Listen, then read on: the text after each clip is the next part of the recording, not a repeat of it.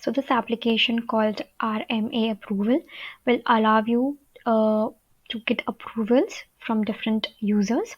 So let's see how it works. So first we will go to settings and we will go to users and we will give the user rights. So let's go to users.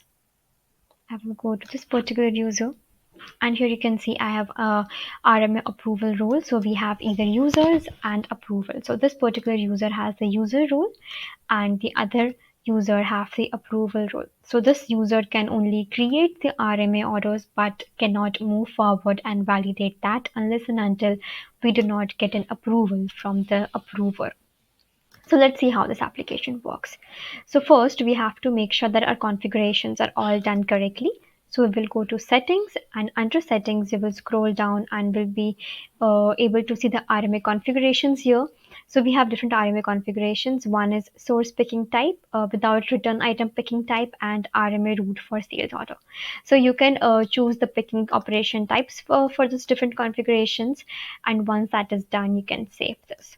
Once that is saved, we have to add more, we have to take care of more configurations. So first one is, let's go to RMA, we will go to return or no return, and here you can see you have to add a return or no return RMA reason.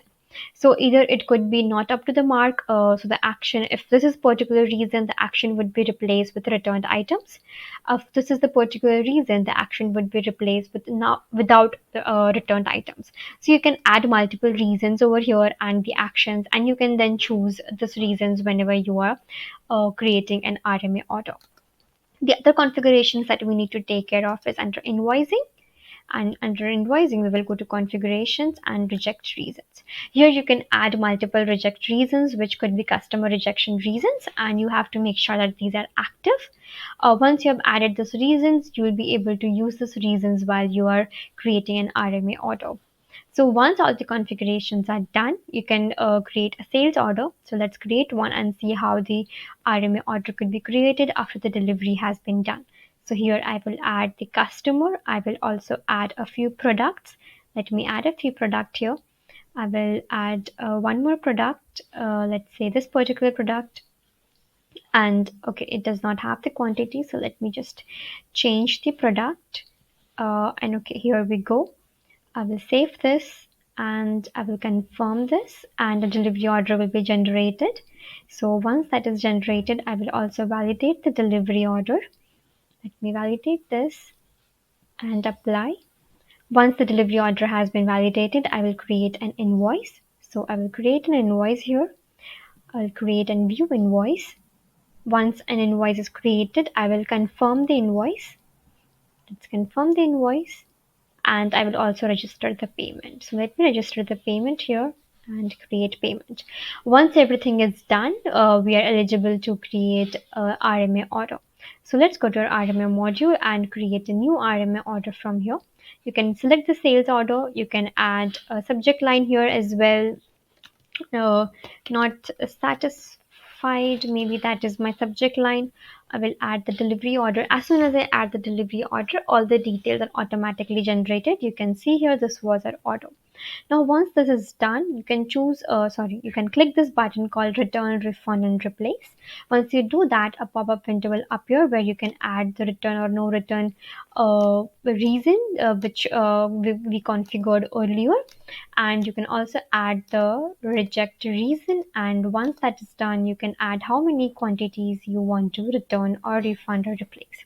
And according to the reasons, you can also add a new product to replace. So I want to completely replace it with a new product. So I will add the quantity for that as well and I will apply this.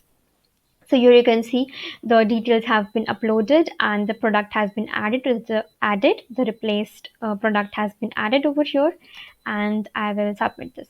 Now once submitted, you can see it is in the submitted stage. It has to be now approved once before you can do anything to this order. So let me go to the other user. So here you can see I'm in the other user and this is our approval order. So this was the order that for which we created the RMA, and now it's in the approved stage. Here you can also reject this. So if you reject this, it will be in the rejected stage. Let me reset this to draft and submit this again.